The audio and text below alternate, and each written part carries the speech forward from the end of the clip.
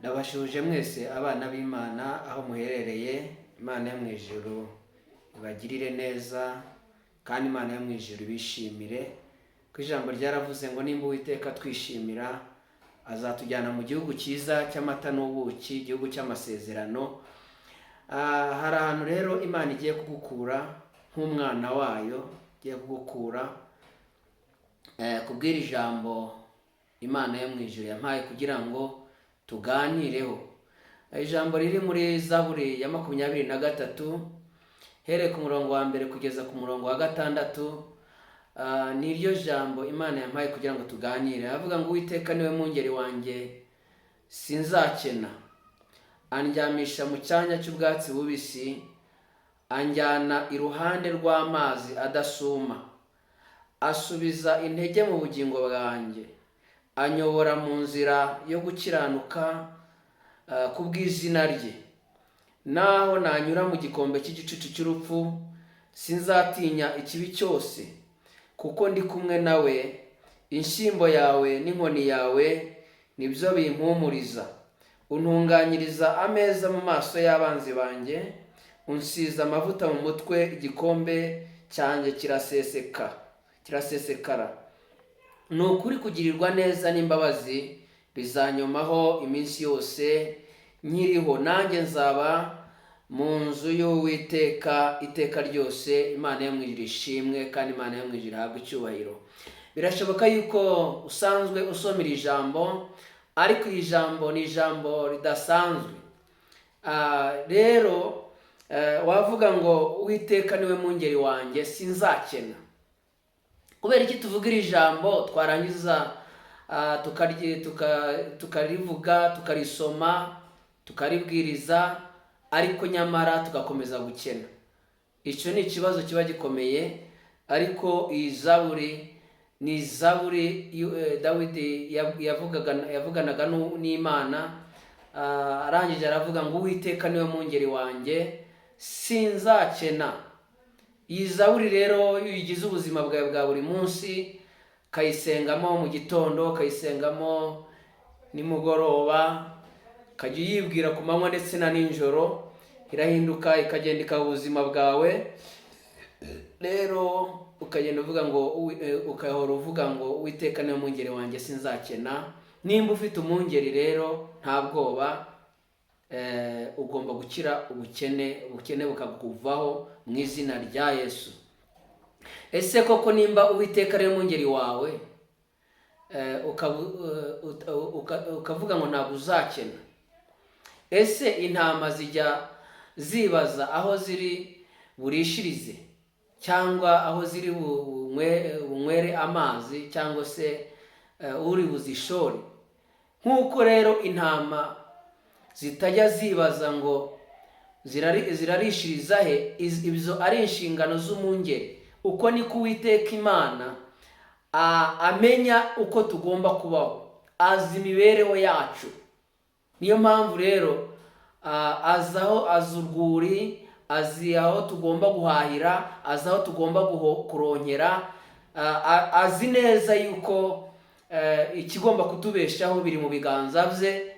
Ibyo tunywa n'ibyo tunywa nuko tuzabaho kose. Nimba turi intama rero z'Uwiteka, Uwiteka akaba ari umwungeri wacu, ubwo ni umubyeyi wacu. Dufite umubyeyi rero twitayeho, nk'uko umubyeyi ashakira umwana we ubuzima, ibyo kunywa, ibyo kurya, ibyo kwambara, uburyo bwiza azabaho, ni nako Imana dufite mu biganza. Nako iyi Zaburi yahindutse ubuzima bwawe, nawe ihinduka ubuzima nawe ubwawe, ukayizereramo. Imana ikoreramo ibintu bikomeye rero. Nk'uko intama rero zitajya zibaza ngo zirarishiriza he, cyangwa se ziranywera hehe, ibyo ngibyo ni sebuja ushakaho zigomba kurishiriza cyangwa se kunywera. Rero nicyo Imana ishaka. Rero nubyuka mu gitondo ukavuga ngo ndashaka kurya, cyangwa se ndashaka kurya inkoko. Ubundi iyo umwana w'Imana iyo yavuze ngo ndashaka kurya inkoko, Imana ihita ibibona. igahita ivuga ati abamarayika inshingano zanyu, uriya muntu arashaka kurya inkoko. Rero abamarayika batangira gushakisha aho ibyo bintu biva. Iyo uri umwana w'Imana koko Imana ikwishimira. Niyo mpamvu rero iyo ubyutse ari icyo ushaka ukakibwira Imana, Imana ihita itangira gukoresha abamarayika bagiye batandukanye kugira ngo baze baguhereze ibyo ushaka. Rero icyo Imana ishaka, ariko se wakibaza ngo Imana ni imwe ko hari abantu bamwe na bamwe usanga barasenze bagasubizwa, ugasanga abandi barasenga bakaburara bakabwirirwa bakabirukana mu mazu, abandi nabo bagasenga bakaba bari kugendera mu modoka, abandi bagatangira bagasenga ariko mu by'ukuri ukabona nta bintu bifatika Imana basenze yari yabakorera. Wakibaza ngo biterwa n'iki? Ubundi ikintu cya mbere kibitera ni uko ijambo ry'Imana baba bataryizeye ngo barishyire mu bikorwa, kuko ijambo ry'Imana rikora ibitangaza iyo warishyize mu bikorwa. Rero uwizeye, kuko ijambo ryaravuze ngo umukiranutsi wanjye azabeshwaho no kwizera. Rero kwizera niko kubeshaho ibyo bintu byose. Iyo uryizeye rero ukarishyira mu bikorwa, utitaye ngo ufite iki, utitaye ngo ugeze kuri iki, ntugire ubwoba bw'uko bitari bupfe cyangwa se utari bunanirwe. Iyo ubyizeye Imana irabikora. Rero usanga abantu benshi bizera amagambo ariko amagambo atari bushyirwe mu bikorwa. Rero niyo mpamvu icyo Imana ishaka, irashaka yuko twebwe ubwacu twarishyira mu bikorwa. Nabonye rero Yesu azana ubuzima bwuzuye mu buzima bwacu iyo twizeye ijambo ry'Imana. Umunsi umwe rero uruta iminsi 1000. Ushobora kumva amagambo y'Imana ukayasoma, ariko ukabura iminsi 1000 igashira nta na rimwe urashyira mu bikorwa. Ariko umunsi umwe gusa, ijambo rimwe gusa wizeye gusa rihindura ubuzima bwawe. Niyo mpamvu Bibiliya yavuze ngo umunsi umwe gusa ndi imbere y'Imana uraruta iminsi 1000 ndi hanze y'ubushake bw'Imana. Rero icyo Imana igushakaho, irashaka yuko washyira mu bikorwa ijambo ry'Imana. Rero icyo usabwa ni ukurishyira mu bikorwa. Rero uwo munsi umwe gusa niwo Imana igusaba, ni ijambo rimwe gusa, ubundi warangiza ubuzima bwawe bukagira gute, bugahinduka. Kandi iyo ushyize mu bikorwa usigara uruta abantu bafite za miliyoni na miliyari, kubera yuko uba ufite ijambo ry'Imana ryahanuwe n'Imana uri kugenderaho, ni fondasiyo. Rero niho havuze ngo wumva ijambo ryanjye akarikomeza azahwana n'umunyabwenge wubatse inzu ye ku rutare, imvura yagwa imivu igatemba ntibashe kugusha ya nzu. Rero iyo wumvishe ijambo ry'Imana ukaryizera ubaye umunyabwenge wubatse inzu ye hano ku rutare. Ariko iyo utaryumvishije ngo urishyire mu bikorwa, ngo yumvishije nturishyire mu bikorwa, ubaye nka wa mupfapfa wubatse inzu ye ku musenyi, imvura yagwa imivu igatemba, byarangiza bikikubita kuri ya nzu kuko yari ishinze ku musenyi, yarangiza ikagira gute, ikagwa. Rero icyo Imana igusaba kugira ngo urute abantu bafite amamiliyoni, bafite amafaranga, bafite ibyo ari byo byose, wowe uzabigeraho kandi unafite Imana. Ubwo rero urabaruta. Niyo mpamvu icyo Imana ishaka, tandukana n'ab'isi kugira ngo wowe ugire ijambo wakizereramo kandi rihindura ubuzima bwawe. Rero ijambo ryakomeje ritubwira ngo Uwiteka niwe mwungeri wanjye sinzakena. Nawe ubukene buzakuvaho, uburwayi buzakuvaho, intambara uzazitsinda, ibibazo bizahinduka ibisubizo, kubera yuko wizeye Uwiteka Imana ukurwanirira ishyaka, ndetse Imana yo mu ijuru bayiteguye gukora imirimo n'ibitangaza. Imana rero ikuyobora mu nzira yo gukiranuka. Iyo wizeye Imana ikuyobora mu nzira yo gukiranuka, kuko imyanzuro yose ufata ibikwiriye. Iyo wubatse ku Mana, iyo ugiye gutana, ugiye kuyoba, irakubwira ngo mwana wanjye iyi si yo nzira, Niyo mpamvu rero Bibiliya yavuze ngo nitugisha Uwiteka inama azatugira inama. Rero hari igihe utinya gushyira mu bikorwa ijambo ry'Imana cyangwa se ibintu runaka Imana iri kukubwira, ukwizera kwawe kukaba gukeya, ujye usaba Imana ikongere kwizera, kubera yuko nubishyira mu bikorwa ntabwo ari wowe uzakorwa n'isoni, ntabwo ari wowe uzaba ukozwe n'isoni cyangwa se umwaye, ahubwo umwungeri wawe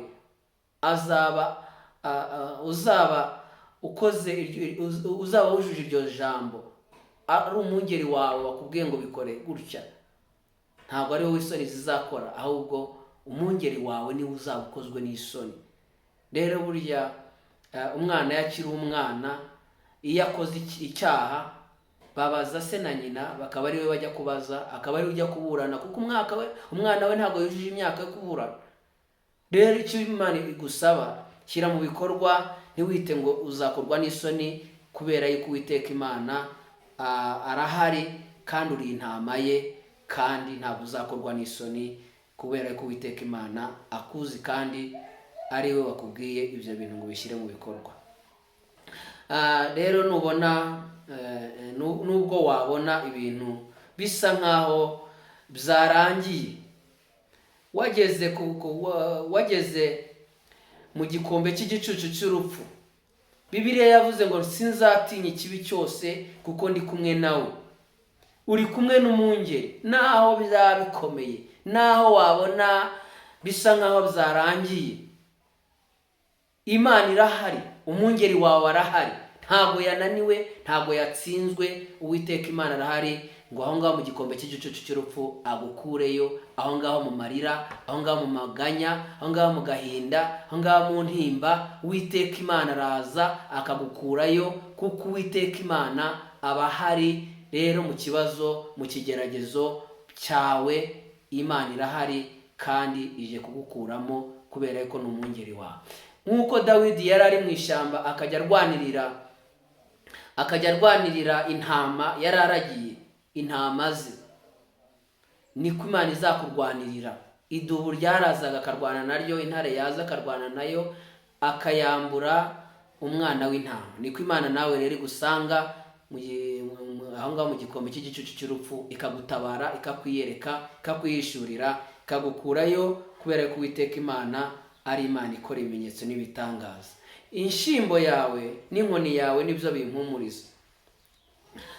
Rero inshyimbo y'Imana n'inkoni y'Imana nibyo biduhumuriza. Satani yaduteye, kwizera kwagabanutse, Imana iba yiteguye kuduhumuriza. Rero Imana iraguhumuriza mu izina rya Yesu, iguhumurize, kuko ihumure riturutse ku Mana rikujeho. Ibyo wabonaga yuko byanyeganyije kwizera kwawe, Imana yo mu ijuru ibikuyeho, kuko Satani aratsinzwe mu buzima bwawe. Kuko inkoni iguhumuriza, wibuka inkoni ikora ibitangaza Mose yari afite imbere y'Abanyegiputa, niko rero inkoni y'Imana ikurwanirira, Imana yo mu ijuru ije gukora ibimenyetso n'ibitangaza. We rero Imana yo mu ijuru ikugirire neza. Kuba rero ufite amadeni, ukaba ufite ibibazo bitandukanye, ntago bivuze yuko Imana umwungeri wawe adahari. Umwungeri wawe arahari muri ibyo bibazo byawe, kandi aje kugutunganyiriza ameza mu maso y'abanzi bawe. Haleluya! Imana ije kugutunganyiriza ameza mu maso y'abanzi bawe, kuko ari kwikubwiye.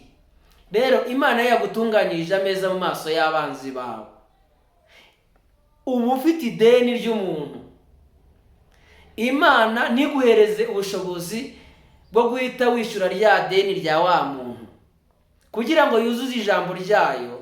Yarangiza, nimba wari ufite ideni ry'ibihumbi 50 ry'umuntu, Imana yarangiza igahita ntigukemurire rya deni, ahubwo igahita iguhereza nk'imodoka yo kugendamo cyangwa imoto yo kugendamo, noneho ikabigutunganyirije ameza mu maso y'abanzi bawe. Abanzi bawe rero bahita bibaza ngo kubera icyo atatwishyuye akajya kugura moto, kubera icyo atatwishyuye akajya kugura imodoka, kubera icyo atatwishyuye, kandi nyamara ni Imana yagutunganirije ameza mu maso y'abanzi bawe. Imana igutabare abanzi bawe bakiriho, Imana igukorera igitangaza abanzi bawe bakirebe, nibarangiza bamenye yuko ufite Imana. Kuko uyu munsi wa none baravuga ngo Imana yawe iri hehe? Imana yawe iri hehe? Barayisuzuguye, barayipinga, ariko hari ikintu Imana igiye gukora cyemeza abanzi bawe yuko usenga Imana. Gusa ninagikora bo bazasigara bakurakariye kubera ko bazavuga yuko wanze kubishyura, kandi nyamara nta bwishyu bw'amafaranga afatika wari ufite. Ahubwo Imana yazanye impano idasanzwe, yazanye abamarayika badasanzwe, yazanye abantu bo kugutekerezaho. Nubwo ubona ukabona Imana ngo ntihari, ariko irahari. Umwungeri wawe arahari, ntabwo yakureka kuretse agasinzira twashira, kubera ko Uwiteka Imana araturinda ku manywa ndetse na nijoro. Ni Imana rero ije kugukorera ikintu kigiye kwemeza abanzi bawe yuko Imana ishoboye byose. Ni ukuri kugirirwa neza n'imbabazi bizanyamaho iminsi yose nkiriho. Ni ukuri kugirirwa neza n'imbabazi, ubone kugira neza kw'Imana, ubone imbabazi z'Imana mu byo waba watanyemo byose. Imana ikwereka ineza yayo, ikwereka imbabazi zayo. Iminsi yo kubaho kwawe izaba iminsi y'ibyishimo, izaba iminsi y'umunezero. Amashuri y'ibibazo, amashuri y'ibigeragezo, amashuri y'abakuroga, ibyo byose byakugeragaho Imana irabihanaguye, kandi imbabazi z'Imana zikujeho, kubera yuko nubwo utari warabikiranitsemo neza, Imana yo mu ijuru ikugiriye neza, kandi imbabazi zayo zikujeho, kandi kongera iminsi yo kubaho. Izina ry'Imana rihabwa icyubahiro. Nta kindi rero uba ushaka keretse kwibera mu nzu y'Uwiteka Imana. Iyo wegereye Imana, Imana ikugirira neza, Imana iragutabara, ukumva wahora mu bwiza bw'Imana, ukumva wahora mu masengesho, ukumva wahora uririmba, ukumva wahora mbese wishimye unezerewe. Imana yo mu ijuru igushyira ahantu heza, ahantu heza utazasabiriza, ahantu heza utazasohoza umutima, ahantu heza utazahunga abantu, ahubwo Imana iguhuze n'abantu b'umugisha, kandi neza y'Imana ikuzeho mu izina rya Yesu. Mu gihe rero udashaka ugiye kuzuka, mu gihe ugiye kuzuka uvuga ngo Uwiteka niwe mwungeri wanjye sinzakena, andyamisha mu cyanya cy'ubwatsi bubisi, anjyana iruhande rw'amazi adasuma, anyobora inzira yo gukiranuka kubw'izina rye. Naho nanyura mu gikombe cy'igicucu cy'urupfu, sinzatinya ikibi cyose, kuko ndi kumwe nawe. Abandi babirukanka bajya gushaka akazi, ariko we nubwo wanajyana nabo, wumva umuntu akuririmbira, wumva iryo jambo ari ryo riri muri wowe, ukumva uranezerewe, ukumva nk'uko abandi babyuka bajya gushakisha akazi bitandukanye. Nawe nubwo waba uri mu kazi, uba wumva uri kumwe n'Imana, kandi uri kwiririmbira indirimbo ivuga ngo mbega urukundo rw'Imana yacu ntawarondora uko rungana, rusumba ukwezi, rusumba izuba, kandi kuzimu rugerayo. Rwatumye Yesu za mw'isi yacu, w'indushya turuhure, na cya kirara cy'inzererezi yatumye sacyakira. Iyo uri mu bibazo, uri mu bigeragezo, ukibuka yuko umwungeri wawe ahari, tangira kwiririmbira urukundo rw'Imana. Ubu rero nibwo buhanuzi bukomeye bwa buri munsi buri muntu wese aba agomba gutekereza ku manywa ndetse na nijoro, kandi Imana igacagagura ubukene bwawe bwose, igacagagura byari bitumye ukomereka, Imana yo mu ijuru ikabikuraho. Kuko buriya usabye arahabwa. Mwibuke yuko Herodiya yasabye Herode umutwe wa Yohana, arangije arawuhabwa. kuki yasabye ikibi kimeze gutyo yarangiza akagihabwa? Twebwe abana b'Imana kubera iki tutasaba icyiza Imana ikakiduha? Kandi Imana yavuze ngo ntabwo tuzakena, ntabwo tuzasabiriza. Mu bambara neza tugomba kuba turimo, mu basa neza tugomba kuba turimo, mu byiza byose byo mu isi twakagombye kuba tubifite. Ariko mu by'ukuri ijambo ntabwo riri ubuzima bwacu ngo ryuzure mu buzima bwacu. Rero dusabe tuzahabwa, dushake tuzabona, dukomange ku rugi tuzakingurirwa. Iryo ni isezerano Imana yaduhaye. Rero umwami yabwiye Esiteri ngo ansaba icyo ushaka cyose uragihabwa. Rero iyo usabye icyo ari cyo cyose uragihabwa, nk'uko Esiteri yagisabye akagihabwa, nawe uhabwe mu izina rya Yesu. Twese rero tuzaba ubuhamya bukomeye nk'abana b'Imana bumvishije ijambo. Imana iguhindura ubuhamya bukomeye aho utuye, ubuhamya hariho hose. Iri jambo rihinduka ubuzima bwawe, rihinduka ijambo rya buri munsi, rihinduka ubuhanuzi bwa buri munsi. Imana ivugane nawe kandi Imana ikomeze gukora ibikomeye mu buzima bwawe. Imana yo mu ijuru ikugirire neza mu izina rya Yesu, amen.